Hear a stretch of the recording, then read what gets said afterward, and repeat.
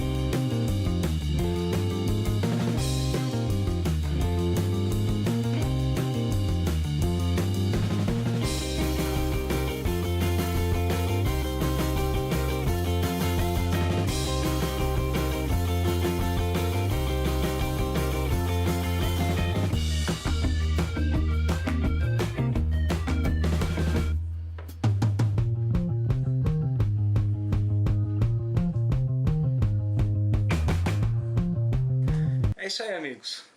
Chegamos ao final de mais um vídeo. Se você gostou, dá um like e se inscreva no canal do Estúdio Zacro. Valeu e até o próximo vídeo.